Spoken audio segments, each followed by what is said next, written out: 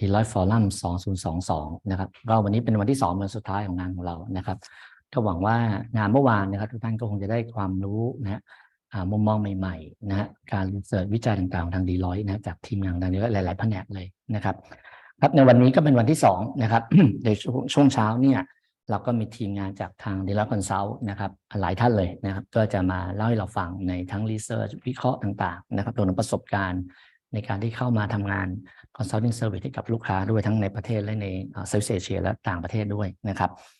ก็เช่นเคยนะครับถ้าท่านมีคำถามอะไรเนี่ยก็สามารถโพสต์ในช่อง Q&A ได้นะครับเดี๋ยวเราก็คำถามมาถามวิทยากรได้นะครับในช่วงท้ายนะครับอย่างที่ผมคิดว่าเราเข้าใจแหละเทคโนโลยีเมื่อวานเรามีพูดถึงเรื่องเทคโนโลยีเยอะนะครับตัว Digital Transformation เทคโนโลยีมีผลสำคัญมากนะครับไม่ว่าจะเป็นตั้งแต่ก่อนโควิดแล้วล่ะจนเกิดโควิดนะครับ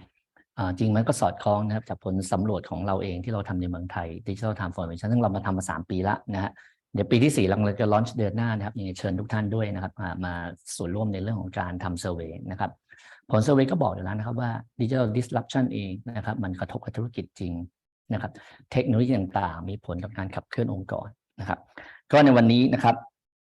เราก็ได้รับเกียรตินะฮะจากทีมงานดังDeloitte Consultเนี่ยจะมาแชร์เราฟังนะแต่อาจจะต้องขอสวิตช์เป็นFM นี่ลงเป็นภาษาอังกฤษนะครับเพราะว่าเราทั้งสปีกเกอร์ทั้ง3ท่านเนี่ยเป็นต่างชาติหมดเลยนะฮะอาจจะต้องขอเป็นภาษาอังกฤษนิดนึงนะครับ Okay so I would like to introduce our first speaker Kun Stefan he's a senior manager from technology strategy and transformation team from Deloitte Consulting he's going to share with us on the key technology that going to help building the better future especially in the post-COVID situation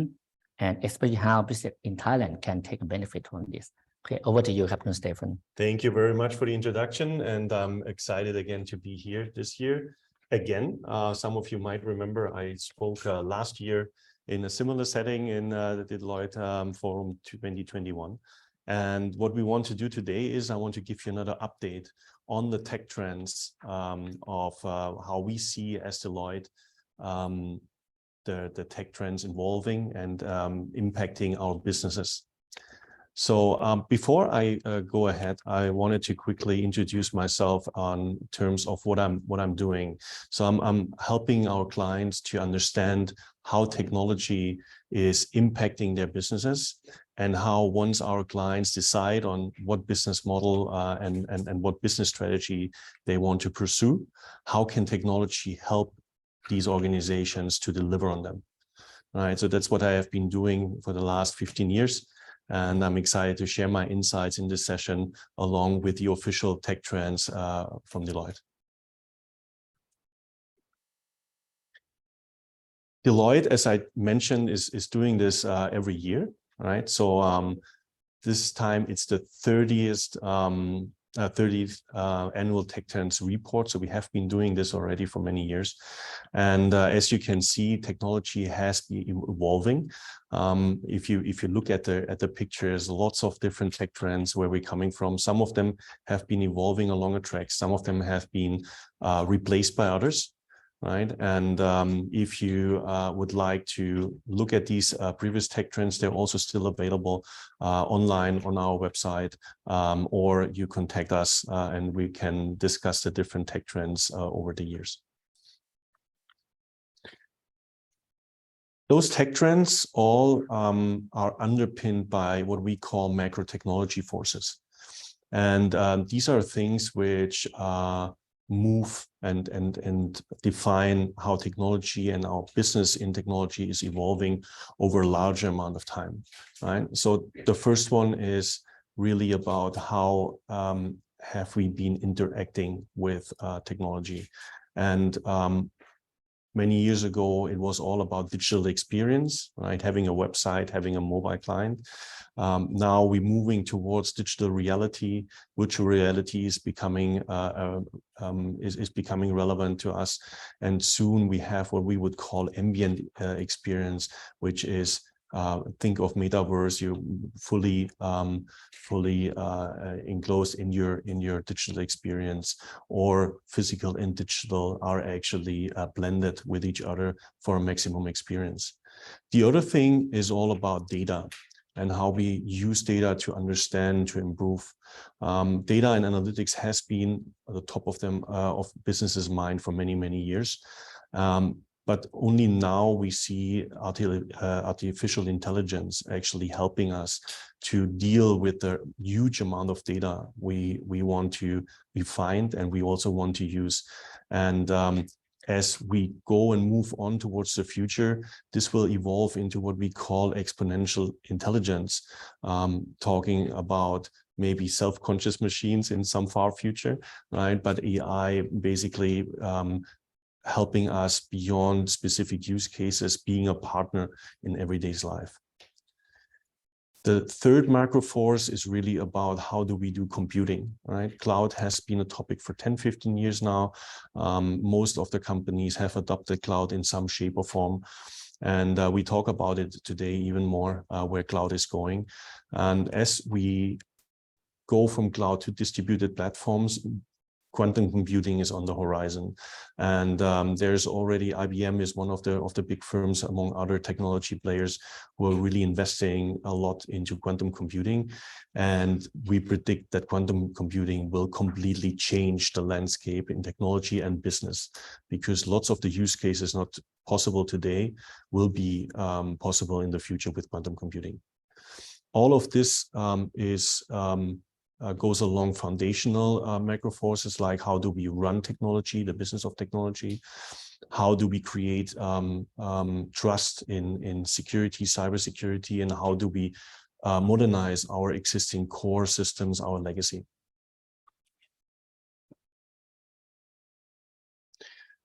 So this year's trends are 6 trends, and they somehow shaped up in 2 groups of 3. The first one is really about maturing technology and becoming more accessible for companies, and we see it's all about data sharing, becoming now more mature and creating new use cases, new opportunities for businesses. It's about cloud, what I mentioned already. Cloud goes vertical, means cloud is evolving from a platform game towards a industry use case game, business use case game. And blockchain, which has been mainly being used in cryptocurrency so far, is actually getting into the businesses. The second set of 3 trends is really about how do we use new technology to change the way we operate, right? The first one being IT. How do we disrupt ourselves and automate ourselves away, if that's the right term, or at least enable us to do something else? Cyber AI, how do we deal with an increasing threat landscape? And then last but not least, our tech stack goes physical, meaning we have now talked a lot about digital technologies, but these digital technologies actually become physical with 5G on the horizon, or actually being implemented already in Thailand. It's one of the early countries, as well as drones, robotics, etc. So these are the trends I will go through with you, and then I will provide some use cases. And please, I think Dr. Narain already said this, please feel free to post questions if you have any, and we will discuss them at the end in the Q&A. So the first trend is really about data sharing, data sharing made easy. Why is that? We have always been sharing data, haven't we? The truth is, data sharing has been very difficult because technology and was not ready yet. Data was not exchangeable in a standardized format. Also, it was difficult to actually monetize data because the technology was not there to expose data to third parties in a secure way. And there was also a big challenge about keeping data safe, right? Data privacy has become a big topic, PDPA here in Thailand, just a very recent topic. And so what has changed that we see data sharing as such a big trend? The first thing is that technology has actually evolved to enable us to share data now safely with each other while maintaining the control over the data. And what I mean by that is, I'll give a quick example. If different companies would have to pool their data to get new insights, before, this would only have been possible by actually sharing the data. And that means you give up the control of the data. There needs to be lots of trust, lots of control there. Now, with nowadays data platforms, data integration platforms, with new technology around how we manage data privacy, it's actually possible to share data with an ecosystem while retaining control over what is actually being shared, in which cases do I share how much data. And that enables us then to go into new place. So what are the examples in the market? There's one big example in Europe where the automotive industry actually came up with a new data sharing platform, Catena X. And they came up with this platform because with COVID, lots of disruption in the supply chain happened, and they couldn't react fast enough because the data did not flow along the supply chain fast enough. So, but then obviously there was this challenge around how do you share data across different companies, even competitors, to create that transparency you need to manage your supply chain more effectively. And that's where they built the Catena X platform based on the new European standard for data exchange, to enable all the different ecosystem participants to share at their own discretion data with the ecosystem and benefit from that data in the same time to optimize the supply chain. Here in Thailand, we see things happening as well, specifically in the financial services industry. Think of the announced initiatives around NDID, some services like common utilities in the financial services industry to enable invoice financing. So there are already some initiatives ongoing to share where ecosystem players come together and share data. But obviously there's lots of use cases still there for the broader industry. So for I think you as running businesses here in Thailand, the question would be, what would be new business models, or what could be differentiators by sharing data with others, maybe even competitors? What would be the benefits I would gain, and can I create new business models? Let's go to the next trend, and talked a lot about cloud already. We'll double down on this. Cloud is really was really about providing computing and storage capacity, right? And data centers started from providing virtual machines and abstract a little bit the hardware, but then we evolved quickly into what we would call platform as a service, or software as a service. Now, the cloud providers go to the next step, which is they provide actual industry solutions, processes as a service, right? And they do so to differentiate actually among, because if you want just a platform as a service, you can go to anyone, whether it's AWS, Microsoft, Google. There's not much of a differentiator. The differentiator really comes then when you have a specific industry use case and you want to leverage existing capability the cloud provider is delivering to you. And that will then give the companies, you, actually an opportunity to not having built capabilities yourself, but leverage capabilities which are already there to fast track some of your business initiatives. What would be examples around this?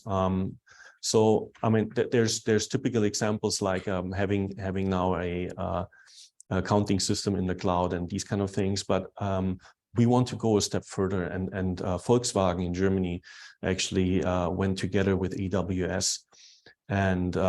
by using IoT, using the AWS machine learning platform,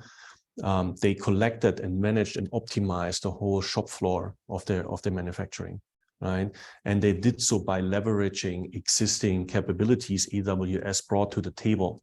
So they didn't have to reinvent the wheel, right? And they did so in a very short amount of time. right? So this is really something which I believe has have a big impact on Thai businesses, right? We all know there's lots of capability to be built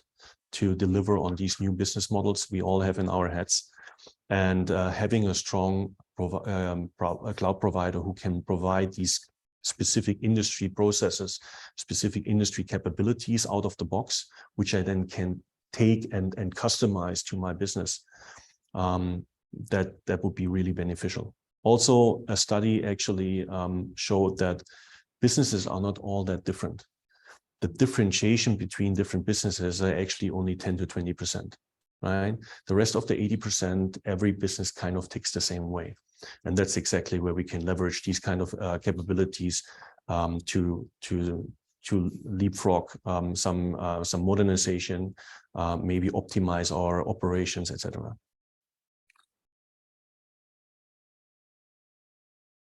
Let's move on to blockchain. Has been a very hot topic in the market, especially because of the cryptocurrencies, right? Everyone was in the game. And then obviously with China putting some restrictions on cryptocurrency, a lot of movement in the market. But blockchain and cryptocurrency is not the only use case we see, right? Blockchain has been now been using in business use cases, obviously from financial service organizations, when it comes to, for example, trade finance, when it comes to certificates, we have non-functional tokens, etc. All these are use cases in the financial service industry, but we actually see use cases in beyond Wall Street, right? Beyond the financial service industry. And that's really about how do I use blockchain technology to change my manufacturing, my agriculture business, etc.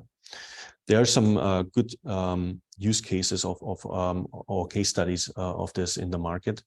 One of that would be Chow Tai Fook. I hope I pronounce it the right way. It's a jeweler in Hong Kong and one of the biggest diamond trader in the world. Now, the problem with diamonds is not only that we understand whether the diamond is real or not, right? GIA, as one of their certifying institutes, will do that check, and you have your certificate and everything. Everyone who has ever bought a diamond knows the process, I believe. No, the problem with diamonds is also that the sourcing of diamonds needs to be ethical, right? We have lots of what we call conflict diamonds. There are lots of regulations, embargoes, etc. And there's lots of players in the world who try to circumvent that. And what Chow Tai Fook did was they created a blockchain specifically for tracking the sourcing of these diamonds. And they did so by actually engraving in the diamond a serial number, which would be linked to a blockchain item in there, and therefore the whole journey of the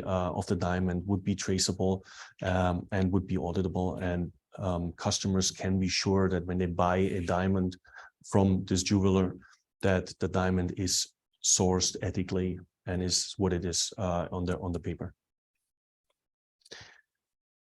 We have actually another local case study here, and that's on shrimps. So we're big with seafood here in Thailand. Everyone knows that.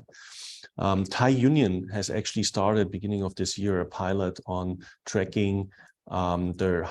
growing harvesting of shrimp, and haven't seen an update yet. So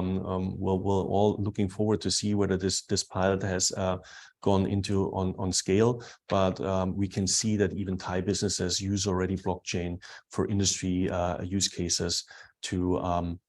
track sourcing of or the supply chain of the value chain of specific goods, right? And they do so to provide more trust, provide more transparency to the consumer on their products.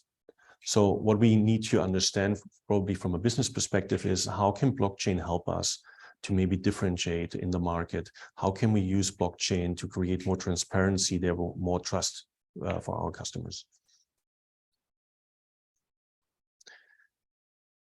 Let's move to the fourth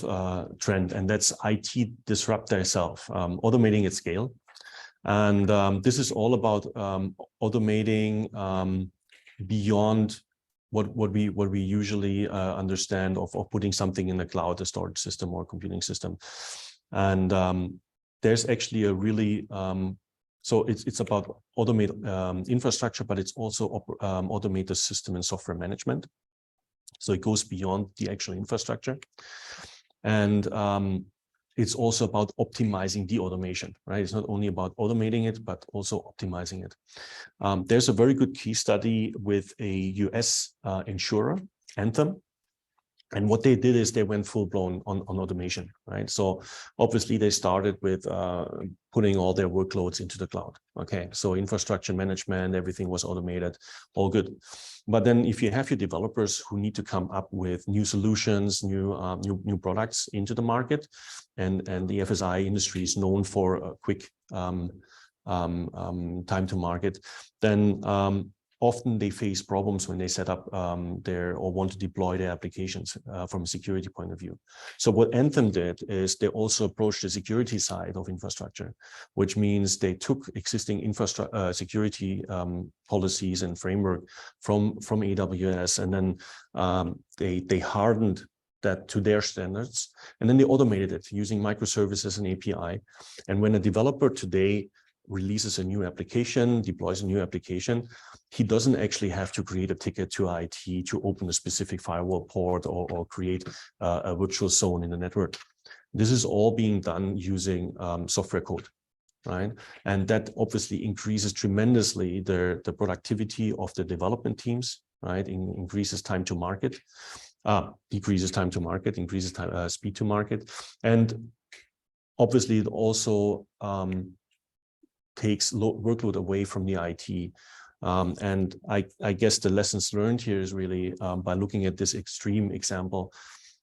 we as a business and our IT being a very valuable part of the company nowadays, how can we automate, or what kind of activities can we automate to free up our IT talent to actually help business create innovation? What are the use cases where we don't provide much value by doing it manually, and how can we automate them? Fifth trend is cyber AI real defense. And that's really about so this trend and the next trend actually belong closely together, because the next trend is about the tech stack going physical, and it's all about having edge computing, having devices, smart devices everywhere, having IoT, and having drones, and we will talk about them later. But all that increases the security and actually the threat potential on our IT infrastructure. So the problem is that the scope increases a lot, but also hackers become more and more smart. They're using AI to actually change their attack patterns, adapt to defenses. And all that leads to a situation where traditional IT security, cybersecurity is actually completely overwhelmed, right? People cannot react fast enough. People cannot scale fast enough to deal with these kind of attacks, with these kind of this volume of attacks. And hence the idea is here to use actually AI to help us defend against AI, right? It's interesting, a war of the robots. So one case study we have there is around Siemens. And Siemens went with a machine learning capability from AWS, and they combined their security technology with the machine learning of AWS. And by doing so, they are able to fend off today around 60,000 attacks. And that's not per day, that's per second, right? So 60,000 attacks per second. And they can only do so because AI allows them to recognize threats, do not involve always personnel who need to make decisions, right? But can make their own decisions, change defense parameters in the configuration, actually predict weaknesses in the cybersecurity defense, and use AI to also then adopt to the different attacks which are being analyzed and recognized. And last but not least, we go tech stack goes physical. This is really about that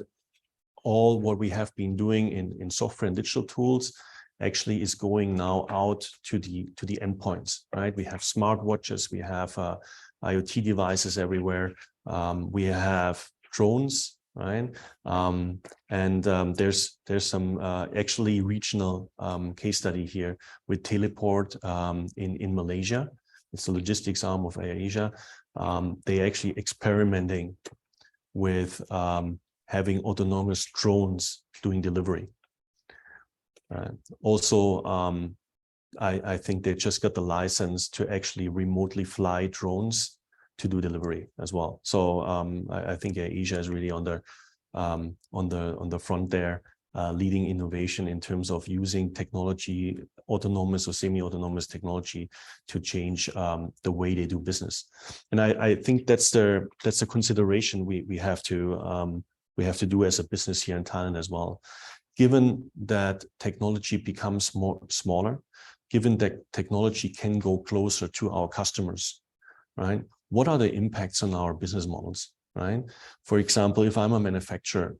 and I'm getting feedback and I'm getting in touch with my consumers directly, how does that change my business model? For the businesses who distribute my product, there might be questions as well. Am I still being as valuable to that value chain as I was before, or is that changing? Are there new ways distributing my products or getting information, getting engagement with my customers?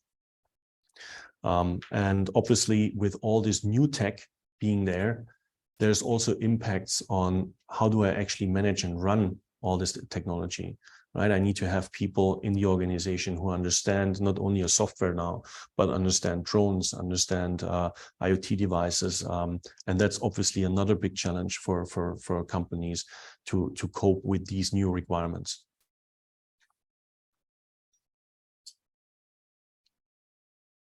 Yeah. One thing which is here on the slide as well is consider governance. Like years ago, we tried to kind of like have that principle of a castle with big walls and firewalls at the gate, and we try to protect all our hardware, all our devices within that. And obviously, these times are over, right? We have employees bringing their own devices. We have actually part of our business as the IoT devices outside of our business. So how do we deal with that, right? It's a governance question, but it's also a security approach question, back to the previous trend of zero trust environments. How does my future security architecture looks like? How do I deal with new technology in my company? And how do I make sure I can manage these new technology sufficiently? So having gone over the 6 trends,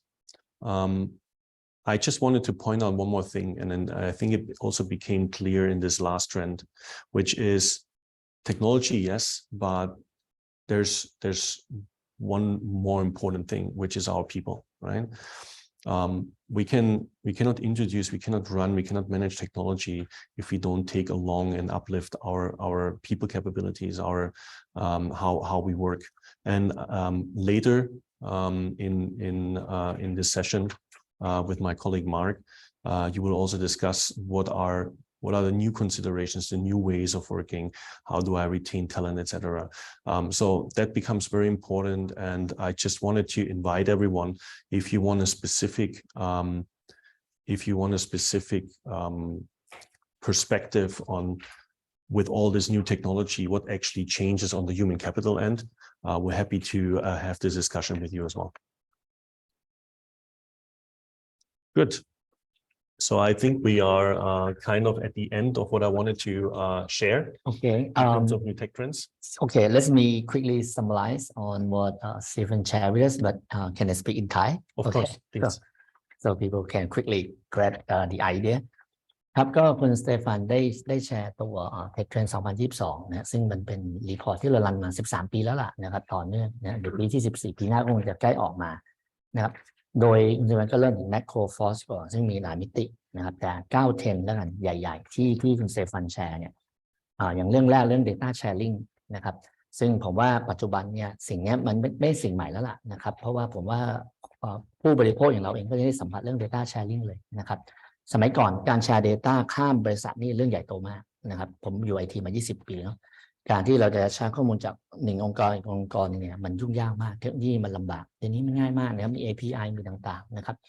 มีระบบที่เชื่อมต่อให้เราง่ายมากนะท่านสังเกตโดยเฉพาะตลาดอย่างที่คุณสเตฟานแชร์นะธุรกิจที่เป็นไฟแนนซ์จะมีเรื่องนี้เยอะมากนะครับเดี๋ยวนี้เราจะเติมเงินนะฮะข้ามแพลตฟอร์มนี่ง่ายมากเลยกดติ๊ก2-3 คลิกเข้าไปที่โมบายแอปเติมเงินกลับมาอีกระบบหนึ่งแล้วนะครับ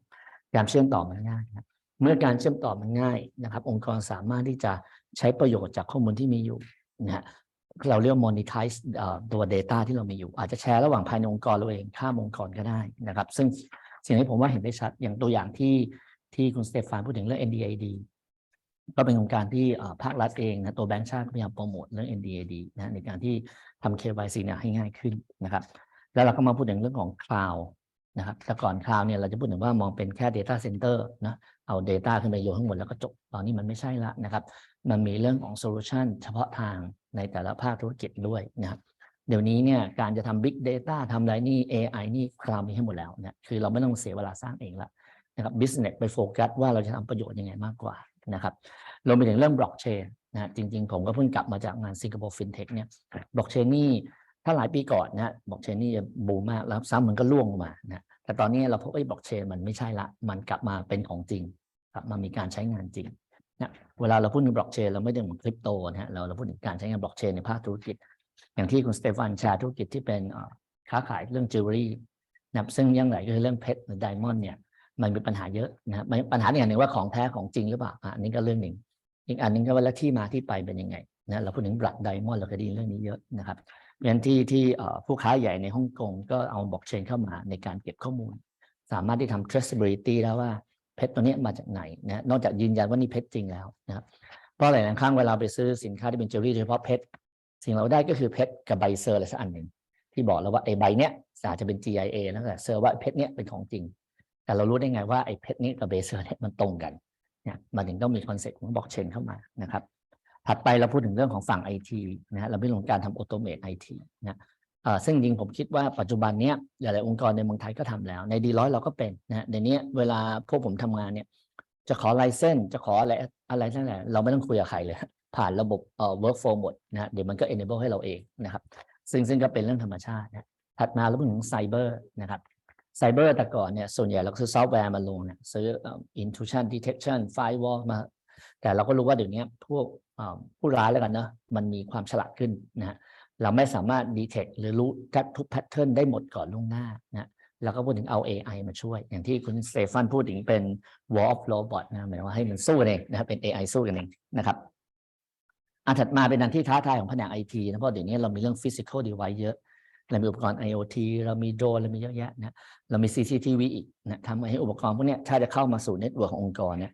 ทำไงให้มันปลอดภัยนะฮะมันมี governance เรื่อง security ที่ถูกต้องที่ดีนะครับ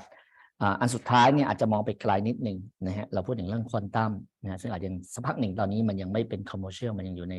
lab ซะมากกว่านะครับเราพูดถึงเรื่องของexponential intelligence ที่แบบระบบมันฉลาดมากนะเป็น AI ที่ไปไกลมากซึ่งอาจจะยังอีกสักพักหนึ่งนะยังอยู่ใน lab อยู่แล้วก็สุดท้ายเราพูดถึงเรื่องของ ambience experience นะครับ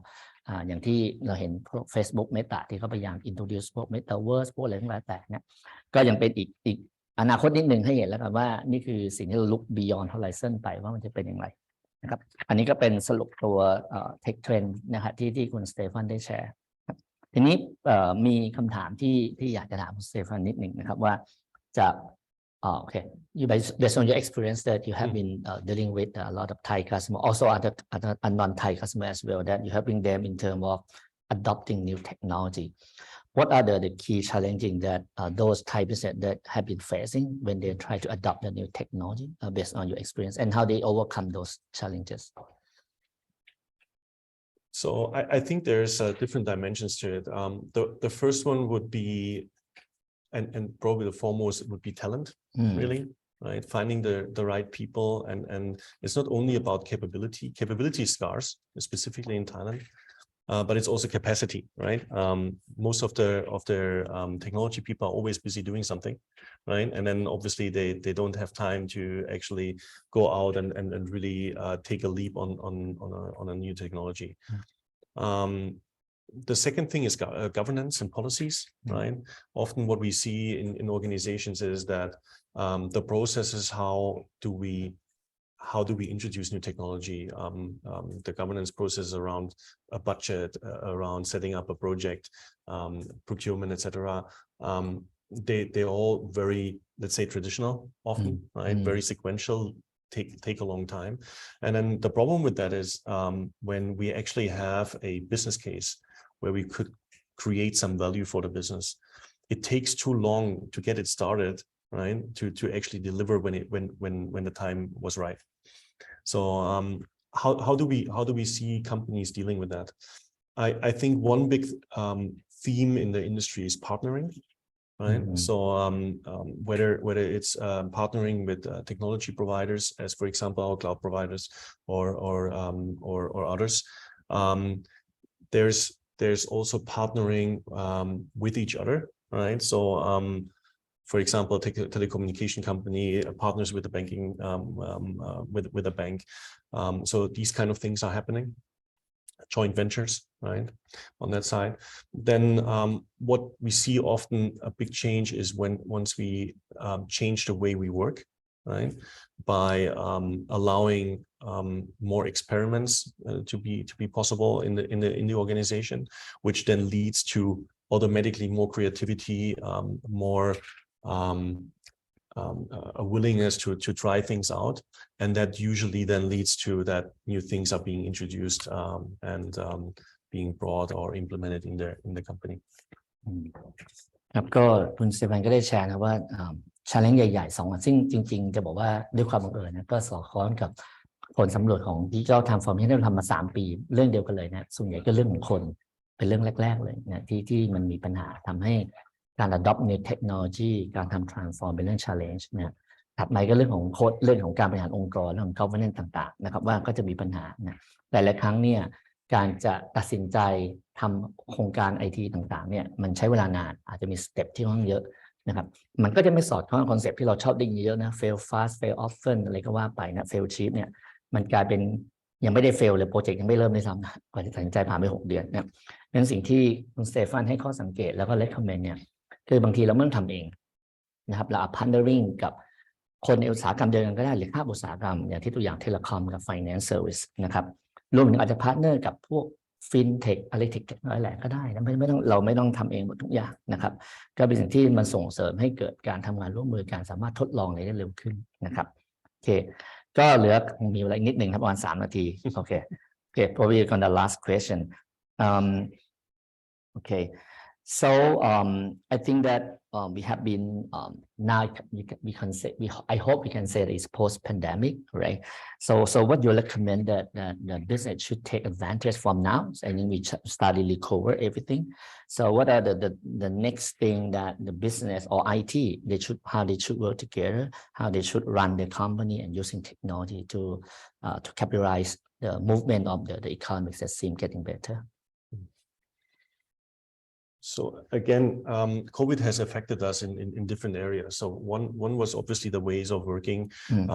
promoting remote work, and I believe while in some cases we still might need that, I think we need to find a new balance, right? And IT working together with business to find these new engagement models together, or together also with the customer, I think are key. What we should do from a technology perspective is lots of companies just woke up when COVID came to the fact that they are actually not able to conduct their business digitally, right? So what happened in the last 2-3 years is everyone was frantically building digital channels, etc. Often with the core still being very manual, very old-fashioned, right? So I think if we really want to leverage and benefit from the development of the last 2-3 years, then it's additional to the digital channels, to the digital engagement with the customer, also fix the core. Make sure our operations are actually up to the standards, digitize our operations, modernize, including the technology stack, but also the processes, right? Very important. And that will then enable the companies to really take the next step in the future. โอเคครับ thank you ก็ขอสรุปสั้นๆนิดหนึ่งนะครับก็อย่างที่คุณสเตฟานบอกนะครับจริงๆ pandemic ก็โอเค like it or not นะครับมัน happen ไปแล้วเนี่ยมันเป็น wake up call อันหนึ่งสำหรับองค์กรนะครับที่บางทีพอเราเกิด disruption channel ต่างๆที่เป็น in person physical มันใช้งานไม่ได้เราต้องเปลี่ยนไปเป็นออนไลน์หรือ omni channel แล้วแต่ whatever เราจะใช้นะครับแต่ปัญหาคือถ้าระบบหลังบ้านระบบ core system เนี่ยมันยังไม่พร้อมมี manual process ผสมเข้ามาการที่เราจะ move อะไรเป็นดิจิทัลก็จะลำบากอย่างที่เขาบอกนะ you have to start walking before you run นะก็คือเราต้องพร้อมก่อนนะซึ่งอันนี้จริงๆมันสอดคล้องกับอีกเปเปอร์ของ Deloitte ด้วยที่เราพูดถึงว่าบางครั้งผู้บริหารมี ambition ที่สูงมากมี vision ที่สูงมากอยากจะไปดิจิทัลอยากจะทำ XYZ นะแต่ลืมไปว่าระบบหลังบ้านระบบ core นะที่ supply chain value chain ต่างที่มีอาจจะยังไม่ได้ดีพอเท่าไหร่จริงตอนนี้ก็ถือเป็นเวลาที่ดีในการที่จะrevise modernize core system ของเราเนี่ยให้มันดีขึ้น digitize ก่อนเขาเรื่องอะไร digitize ก่อนนะจะไป digitalization เนี่ยคือทำให้ระบบมัน automate นะให้ง่ายให้มากที่สุดเนี่ยก่อนที่เราจะ move forward ไปข้างหน้านะครับก็สำหรับเซสชันนี้นะครับก็คงจะมีเวลาเท่านี้แล้วนะครับหมดเวลาแล้วนะครับโอเคก็ thank you Stephen to share with us on the Tech 10 and a lot of insight from your experiences helping a lot of company in Thailand and other country as well thank you ครับMy pleasure. Thank you very much. Okay, all right. Next session, we're gonna talk about the very interesting about the Thailand and financial needs. So we're gonna have our consulting director from DC, Deloitte Consulting, Kenneth Tay, gonna share with us what is opportunity as a challenge in terms of private debt ecosystem in Thailand, and how to address this financing needs of the businesses. And I believe actually we just launched the press release on this research, and you can go and download as well. But today we have Kenneth can share with us on this. Over to you, Captain Kenneth. Hi, good morning, everyone, and thanks very much for having me here today. Today, I'm just going to talk a little bit about the private debt feasibility market opportunities in the Thai capital market, and this report really stems from the need to drive a new asset class in Thailand. I'll try to keep this as brief as possible so that we can go into Q&A. But essentially, I wanted to bring this report into 3 particular sections. The first is really talk about the market landscape. The second, to talk about the key challenges and why private debt has not really been growing in Thailand as well as it should be. And the third is really how to build the private debt market based on our experiences from within the interviews that we've had in Thailand, as well as interviews that we had with market players in the region and globally. So first and foremost, I wanted to just give a broad definition of what private debt is and debt is, right? So essentially, there are 3 categories of debt that we can broadly define. The first would be the public debt. So you have your bonds, your equities, and these are the debt that you can actually get from the financial markets. The second is the classic bank debt, where you can get financing from banks for companies to be able to provide funding for their working capital requirements. And the third is the focus of the report, and that is private debt. Now, private debt is really debt financing from non-banks. It's how we define it in this report, that corporates can actually get. And if you look on the right-hand side of the column, you will see that there are many different sources of private debts. For the purposes of the report, we were actually focusing on private debt investment managers or private debt funds, because that was a large enough market for us to actually focus on as in the onset, right? Now, if you look at the broad definitions, private debt is really not that well established in Thailand. But you can see that there are certain assets that are being played here. If you look at the top, you can see that you have bonds and B2B corporate lending. That's quite familiar for the banking sector, where you can do loan syndications as such. Again, the private debt focus would be really about private debt investment managers, private debt funds, and how they actually lend to these corporates. The third that I will talk about is really about digital lending platforms, which is not a focus, but it's also something that increasingly, through crowdfunding, through your trade finance platforms, companies can actually go to these platforms to actually get that sort of financing in place, right? The rest of them will really be the usual, informal debts. You have pawn shops, actually quite a fair number of pawn shops in Thailand, leasing and factoring companies, and obviously credit unions, etc., etc. Okay. Now,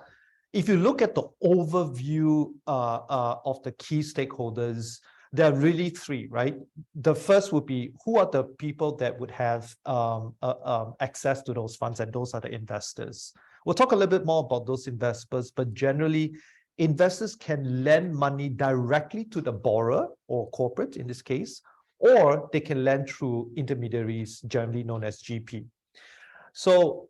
investors class would be individual investors, typically high net worth, or institutional investors, or private equity funds, right? Intermediaries are typically your digital platform lenders, as I mentioned before, or your private debt investment managers that can be domestic or it can be international. And obviously your borrowers, we'll classify them later as your micro borrowers, your mid caps, and then obviously your large corporates in this case, all right? Now, surrounding that would be obviously your regulators. These are the entities that would govern the way in which private debt is executed or implemented in this country. It's important. It is an important pillar, particularly in Thailand. And I'll talk a little bit more about this as we discover how regulators have impacted the way in which private debt is implemented in this country. And then finally, you have the enablers. These are what we know as ecosystem players, the instruments that are used, what are the secondary market to be able to have a robust buying and selling, what sort of data that's available out there, and so on and so forth. We'll touch a little bit more about that in a bit. So borrowers, right? So as I mentioned, there are three classification of borrowers. And typically you have your micro SMEs. These are, in Singapore, we call them mama and papa shops. Banks that are companies that have fairly weak balance sheet and are typically unable to get loans from banks, right? So they are known as the underserved market. Then they have the medium core corporates. Now, these are the ones that have some bank lending capabilities, but sometimes there is a gap where they are not able to sort of get certain financing below a certain amount. Because as you may be aware, banks are typically, have finite resources in terms of manpower, and sometimes these mid-sized corporates fall through the cracks from a bank lending perspective. Now, for big corporates, it's a different game. Big corporates always have big infrastructure requirements. You're talking about typically $100 million US to maybe about $500-600 million. And typically bank financing can only hit a certain quantum. They would then need private debt to be able to reach to the next level, right? So we've actually broadly defined borrowers into these three buckets. The second would be the investors, right? Why do investors want to invest in private debt, right? There is the public led, as I mentioned. There are bank lending, there's a stock market, etc., etc. Simply put, private debt, when it first came to popularity, was beyond 2008. That was, as most of you would remember, the global financial crisis. When you have that, right, and it is an additional asset class for investors to start investing and generating the type of returns that you can actually appreciate, particularly if under a low interest rate environment. So diversification of portfolio is clearly something that they're looking at. Number two, clearly private debt will give a much better yield than a bank debt or a stock, because there is a general return. But typically you will lock in your money from between 5 to 10 years. And number three, unlike a public debt that, like for example, bonds or stocks, that is readily tradable in a market, private debts are typically not tradable. They are tradable in the market, but it's a lot more illiquid in that sense. So you are going to have a stable income in terms of your interest rate return, right? And then finally, let's briefly talk on the intermediaries. So here, again, on the left-hand side, we're not going to focus on that, but it's the digital lending platforms. Basically, buyers and sellers come together in a marketplace in order to be able to buy and to finance debt. The second would be local private debt funds, and they are the ones that are your Thai, homegrown, domestic. They understand the market well. They don't need to focus and worry about regulations on FX coming into the market. And obviously, the processes are going to be less complicated than the foreign private debt funds. But foreign private debt funds obviously have a bigger liquidity pool. They have global experiences, talent, and obviously a greater access to international markets like Singapore, UK, France, and the US. So that is the rough overview of the landscape. I just wanted to spend a little bit more time talking about the challenges now, right? And this is key. We've actually, in our research, come up with three key challenges. Obviously, there are several, but these are the top three that we could find. The first was really on regulation and how these regulations were barriers to a lot of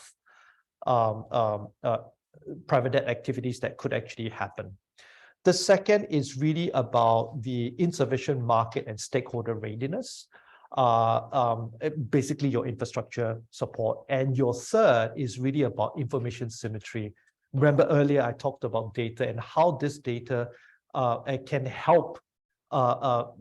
do credit adjudication about the debt that is available out there in the market. I'll do a little bit more deep dive on each of them. So first, let's deep dive to regulatory challenges, right? So if you can look at the slide, these actually impact, both investors, the onshore and the offshore. I think the key to it is the certain regulations that actually restrict the way in which private debt is implemented in the country. The regulation that we found was not that clear, and therefore there were a lot of confusion as to how this can be implemented. The second is really about investors and really about how challenging it is for investors to actually invest in a private debt fund. Now, currently only ultra high net worth investors are able to do it. You have pension funds that have available liquidity, but they can't actually invest in it for whatever reason, right? And the third is really on offshore funds and having difficulties in navigating their way into the market. So these are some of the regulatory challenges that we see having the ability to actually grow this business here. Okay. The second is infrastructure stakeholder readiness, right? So as I mentioned, offshore funds will find it difficult to enter the market because they're saying, okay, there is no asset. It's a chicken egg situation. There is no enough asset for me to be interested in the market. And earlier I mentioned about regulations. It is confusing. Some of the offshore funds that we interviewed said that they will wait until the market is a little bit more ready in order for them to invest in it. Surprisingly, on the second point, there's not enough awareness and exposure to private debt as an asset class. Most of them are more familiar with the public debt side. So I think there was a lack of awareness of the potential of this asset class. And the third, again, the chicken egg question, right? There was not enough talent locally to be able to grow this market the way that I think would fulfill its purpose. The third would be information symmetry, and this is not just a private debt challenge, but general challenge for banks as well, right? And that is, as an investor or as a lender, you typically want to know in as much about a borrower today. But many different borrowing classes do not have the ability to bring that information to bear. So, so the idea about information symmetry is to find ways to be able to make data available for lenders in order to make a proper credit assessment before they're able to fund or finance such private debts. So I guess I want to spend the last 5 minutes just talking about, what were the insights that we've gotten from the challenges that we receive. And again, we put it down into regulatory insights and infrastructure insights, right? On regulatory insights, what can the regulators do or the government do to actually help encourage private debt? And I'll be talking a little bit more about the schemes, the eligibility criteria and debt enforcement, which was one of the key challenges. And on the infrastructure side, we wanted to talk about how do we develop maybe a more robust secondary market? How can the government perhaps encourage that by building up a core funding scheme? And largely, and this is more ASEAN, right? As we all are aware, the ASEAN bloc is a growing bloc with multifaceted and multidimensional jurisdictional challenges. Having a cohesive ASEAN market for private debt is one of the things that we think would actually raise this asset class and to be able to compete against the likes of US and UK. So, regulatory schemes, right? So I think the way that we defined it is you have currently fund schemes and trust schemes. Those are existing ones, right? So your ultra high net worth funds, your PE trusts. But where we are thinking is how do we then create a new class specifically catering for private debt, right? That clarifies what can and cannot be done from a regulatory perspective. How do we then amend some of these regulations to make it more friendly, right? For private debt borrowers to borrow and for lenders to lend. We felt that this was the key in order to create the foundational pillars for private debt to be enabled. And this was essentially the genesis of this slide. The second is broadening the eligibility criteria. If you recall earlier, I said, it seems like only high net worth investors are able to invest in this. It was not clear as to how or the manner in which onshore funds and offshore funds are able to sort of invest in this. And clearly there were restrictions from a definition of mutual funds and pension funds in investing in this class. Now, these funds have said that they are very much prepared to participate in it because, as I mentioned, there is a great diversification of the asset class. Number two, the interest rates or the return on this asset class is quite attractive, albeit that they have to be mindful of the illiquidity of this class. So having the broadening of the eligibility criteria would actually solve the supply side. Once you have a supply side equation sorted out, then the demand side will sort itself out in that sense, right? And then lastly, enhancing lender protection. You'll be interested to know that in Thailand, it seems like the Thai courts actually protect borrowers. Now, what does that mean if you are an investor? If I'm an investor, I want to invest in an asset class, but the borrower reneges on its obligation to pay. what does that happen? I want to be able to go through the court process and to be able to sort of get my money back. But it seems like there are certain challenges in the current jurisdiction that seems to lean and favor borrowers that have not been able to make payment. We've seen examples of countries such as India setting clear regulations to make sure that these there is a fair and equitable way for lenders to go after borrowers that actually don't make their payment. And this is what we meant by we say enhancing lender protection. And the next would be developing of the secondary market. Now, I did say early on that the secondary market, private debt as an asset class is fairly illiquid as a market, but there is still a market out there that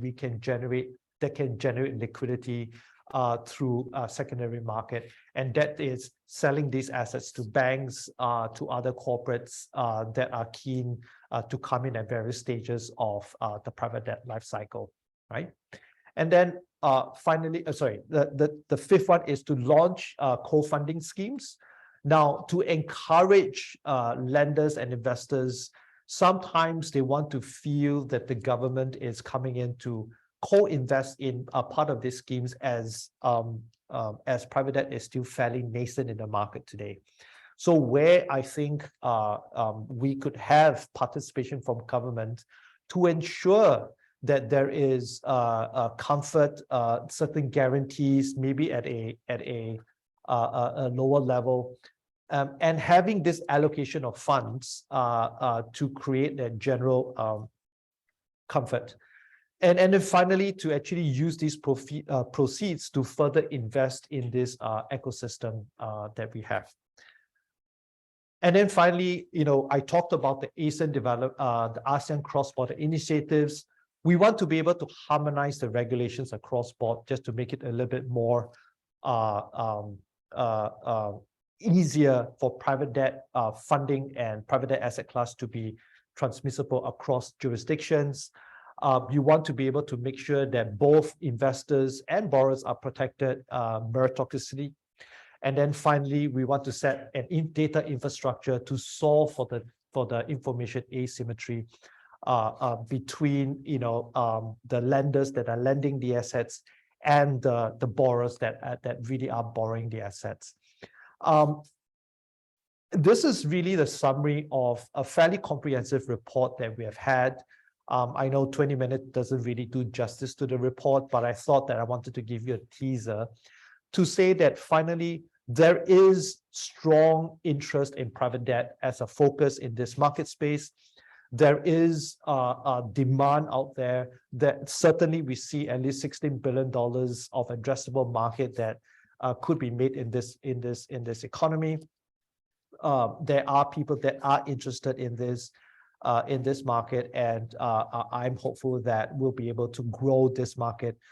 in the years to come. Thank you very much. Okay, thanks, Kenneth. Okay, I have a lot of things to summarize for our audience. Let me speak in Thai. All right. Okay. คุณเคนเนตก็เล่าให้ฟังเรื่องของตลาดของ private debt ก่อนนะครับว่า overview ก่อนว่าเป็นยังไงนะจริงก็รวมไปถึง situation ด้วยแหละนะครับว่ามันมีความท้าทายองค์กรที่เป็นขนาดเล็กถึงกลางนะครับในการจะ access funding นะครับด้วยวิธีอื่นๆด้วยช่องทางอื่นนะจริงเขามีโค้ดเลยนะว่าการที่บางองค์กรอยากจะได้ฟันระดับหลายร้อยล้านเนี่ยวันนี้ต้องไปหาประมาณเกือบ20 private debt equity มาลงทุนนะครับ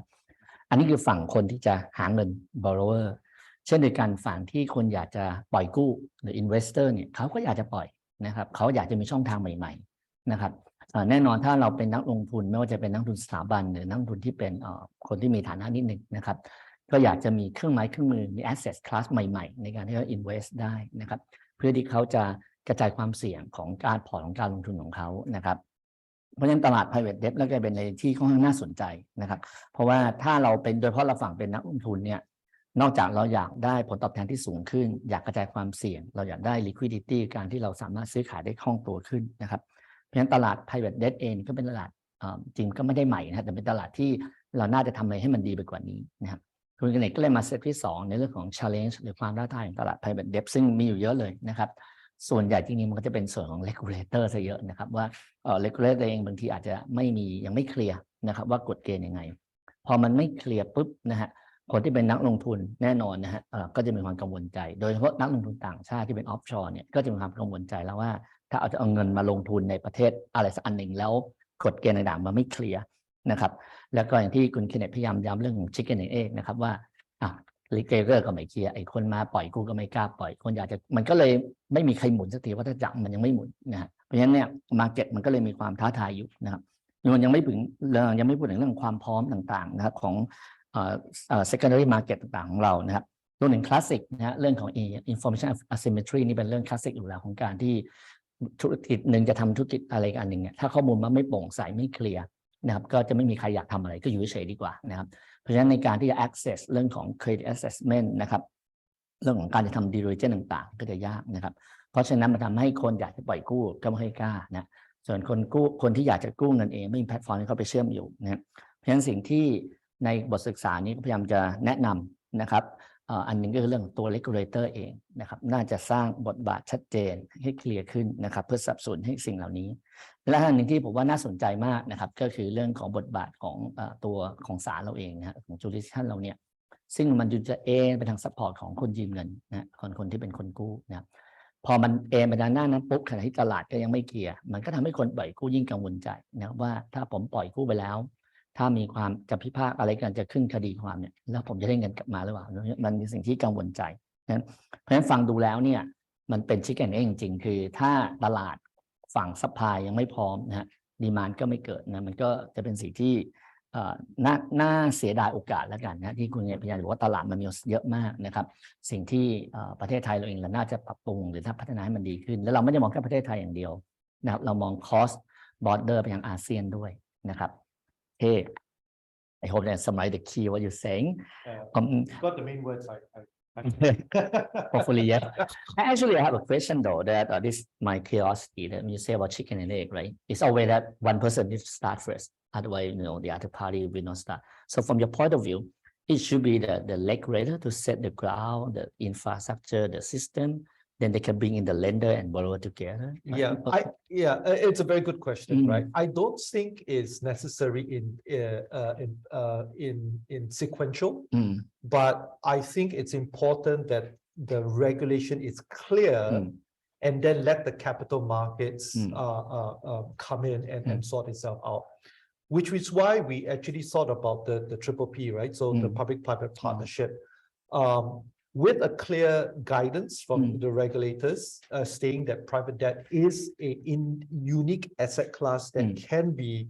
grown in this market, then we actually have spoken with investors and funds that are prepared to come in and sort of nurture this. I think you can start with the local funds because you obviously need to generate demand, right? Without demand, there is no supply. Like in all capital markets, you always need to have a fine balance between the two. But remember, underpinning this are the regulations and how these regulations can nurture or kill the investments that the markets have made. And seeing that there's not only one regulator, I mean, not only Bank of Thailand, but you just say about the court, the system. So the judicial system, the legal system, you have the stock exchange that actually regulated. You have the Bank of Thailand that regulates funding. What is interesting in the Thai economy is that different agencies will have or control different aspects of the policy. So it is also equally important for intergovernment agencies to coordinate amongst themselves, so that people can understand where to go to and what needs to be done. Because it would not help if the SEC says, no, this is not something that I want to do. So even if Bank of Thailand says, I release liquidity in the market for you, then it will not be successful in that sense. Okay. We have covered the last question I may have in terms of liquidity, and it's very interesting though that usually when we talk about this private debt, right, always worry about the lender is how we're gonna liquidize my investment, how to get off quickly. In your opinion, what is the kind of nice or what the proper way of secure the market in the secondary market? I think Firstly, as a market,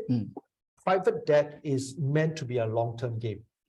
So if I was an investor, if I want to, let's say I'm a hedge fund, I want to bet on volatility, then I go into the short cap financial markets. But having said that, there is always going to be a secondary market, which is through loan agreements. That's one. If it is on a smaller scale, you can talk about digital lending platforms that are emerging. We are actually looking at a report that talks about what sort of how technology can actually enable this. The challenge with private debt is a lot of the loan terms and conditions and financial covenants are bespoke. All right. So it's unlike capital markets where you have an easing code and then you just buy and sell, right? So there needs to be clear regulatory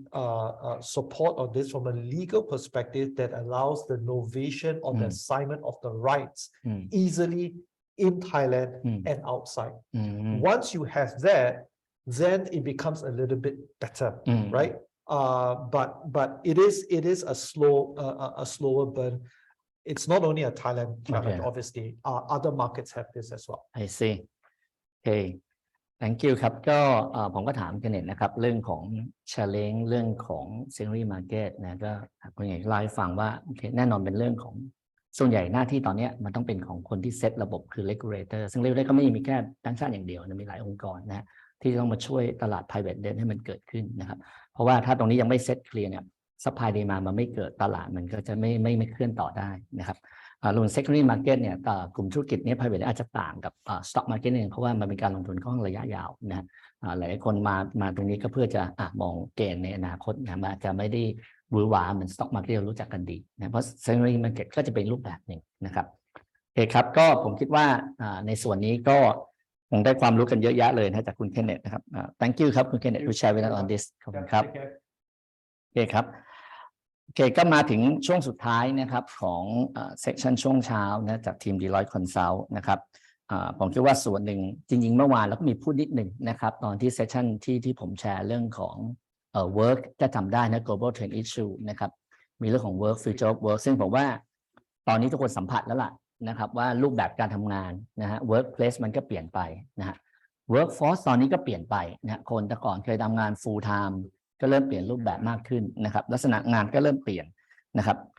เมื่อวานผมได้พูดถึงว่าเราไม่ควรมองเป็นแค่ job ละเราควรจะมองเป็น skill base นะครับสิ่งเหล่านี้รูปแบบเปลี่ยนไปการ manage workforce ไม่ได้มองแค่ภายในเราไม่ได้มองว่า outsource เป็นคนอีกกลุ่มหนึ่งเราจะทำงานที่จะ manage เขานะครับงั้นในวันนี้เนี่ยเราก็จะมาเรียนรู้นะฮะแลกเปลี่ยนฮะโดยคุณมาร์คนะครับแมคคลีนนะ Executive Director ของ Deloitte Consulting ก็จะมาเล่าให้ฟังโอเค Welcome คุณมาร์คครับโอเค Thank you So I think we heard a lot of future work. We talk about Great Resignation. Hopefully, it's slow down a bit. Last year is really big thing, the Great Resignation. Yeah. So today, can you share with us more about Deloitte Consulting point of view in terms of future work? Thanks, Dr. Noreen, and yeah, happy to. So there's really a couple of topics that I want to cover today. Topic number one is something that we're calling from the Great Resignation to the Great Reimagination. And really that's going to talk about some perspectives on how we can move forwards from a lot of the challenges that we've seen over the past 18 months to 2 years. I hate to talk about the pandemic, but we can't avoid the fact that it has changed the world in every aspect forever. And so what I'll talk about is a little bit about what we can do next moving forwards. The second half of what I'll cover, Dr. Noreen, today will really be around from a personal perspective. It's almost like a personal manifesto in terms of how individuals can move to the next step in their careers and their learning journey as they develop their skills, their experiences, and really a personal view on how we could take things to the next level. And I think everyone should be able to take something maybe slightly different from that section because it's intended to be very much personal. So if we move forwards, I guess, first of all, as I mentioned earlier, my topic to begin with, from the Great Resignation to the Great Reimagination. It seems like every word begins with RE, as you're going to find out, but thinking about topics, as you can see in green there, how do we recharge our employees? How can we re-architect the roles in our organization? We think there's going to be fewer people in the workforce, and the workforce has changed. So how do we get back to the level of productivity or even increase to where we were pre-pandemic? And then, of course, business as usual. Is there a new definition? I think we all know that there really is no such thing as business as usual. There will be no returning to normal. And that's why, in our view, what we need to do is to really take the opportunity, and it exists right now, to re-architect, recharge and reimagination the workforce, the workplace, and actually the work itself. In other words, how work gets done. So the people, the place, and the actual work itself. And if you think about those three elements, those are the three critical elements that you must do when you think about the future of work and what will happen moving forwards to us as an organization or as an individual or as a team. So the workforce talks about, are we changing to look at, more seasonal employees, more gig workers? The workplace has obviously changed thanks to COVID to be much more hybrid. Should we be pushing everyone back into the workplace? Should we remain hybrid?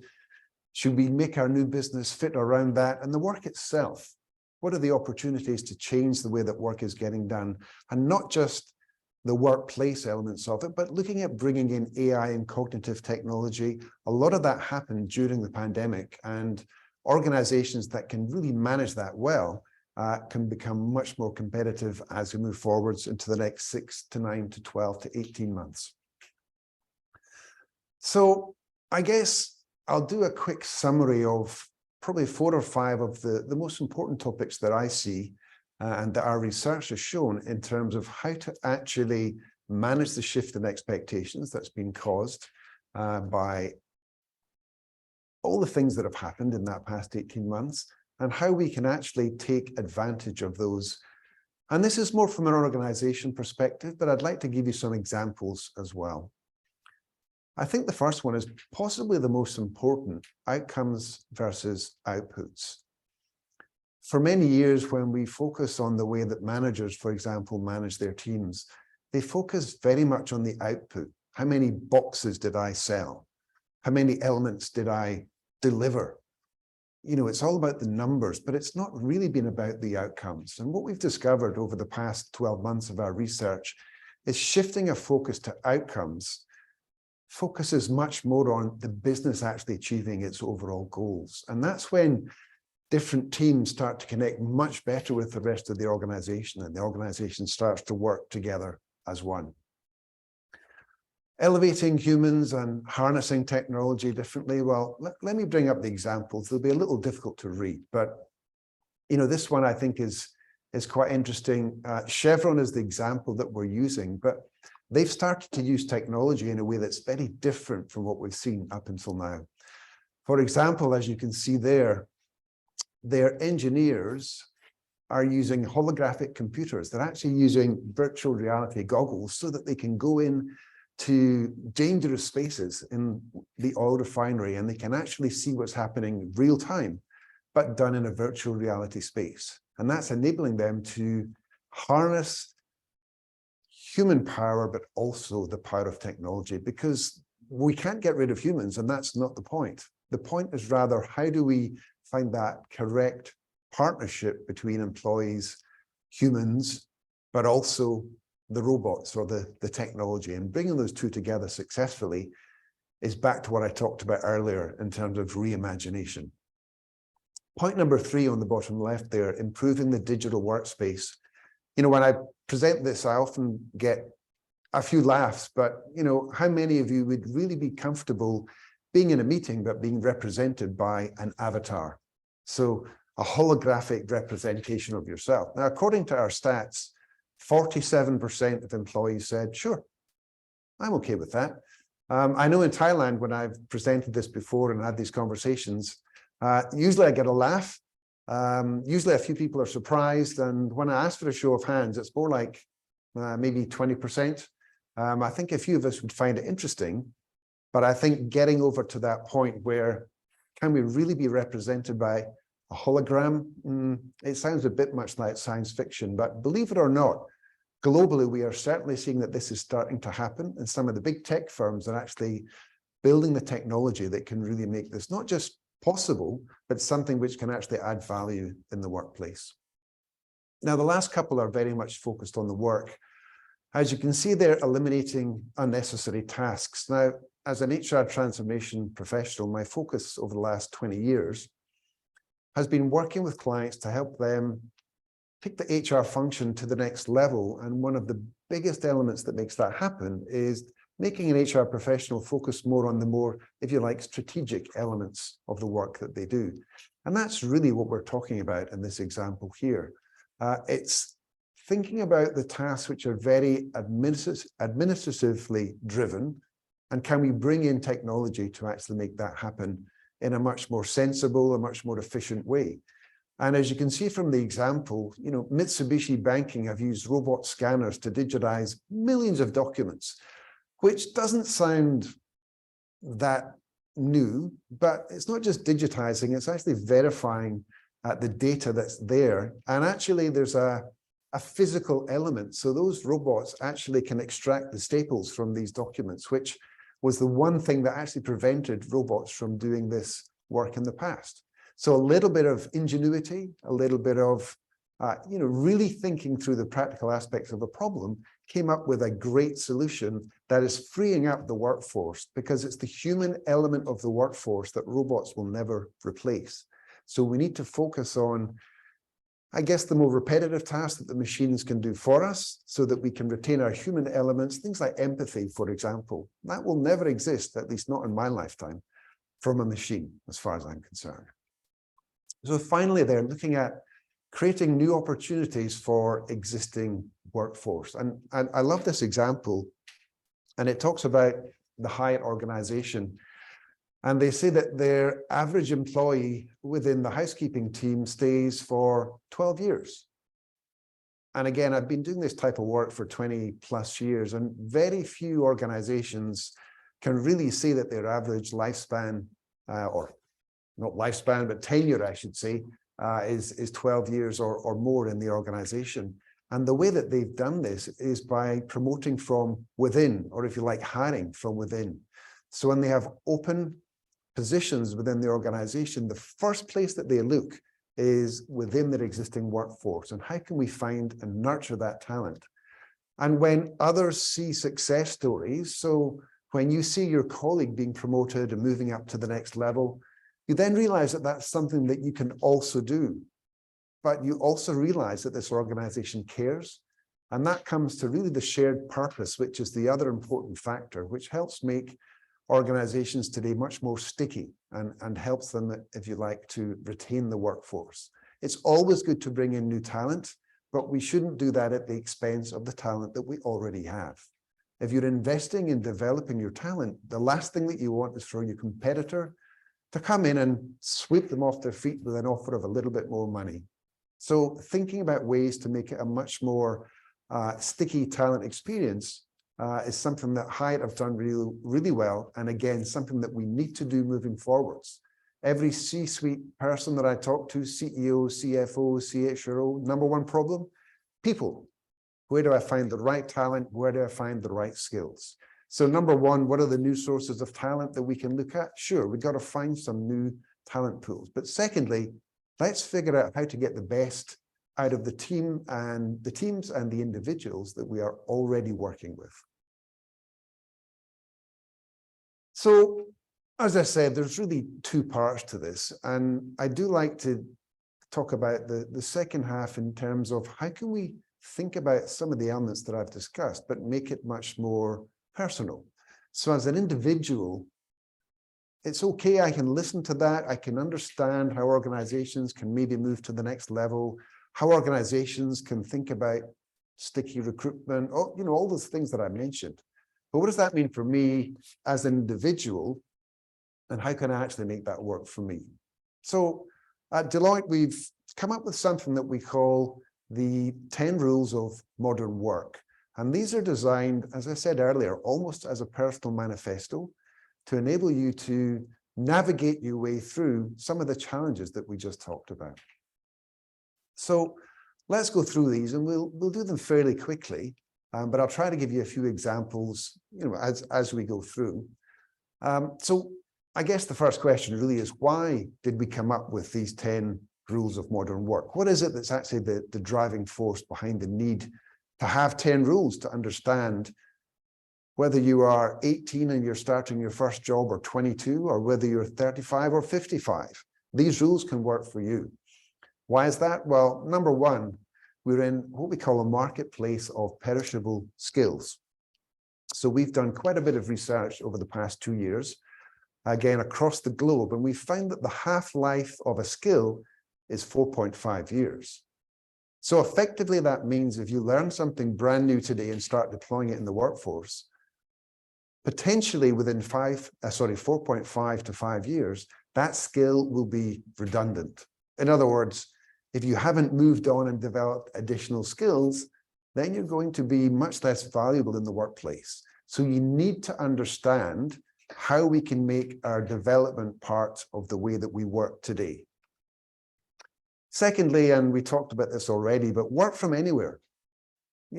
Because of the pandemic, because of everything that's happened, and different organizations are looking at working in a different way, but our research has shown that almost half of all the work that organizations do globally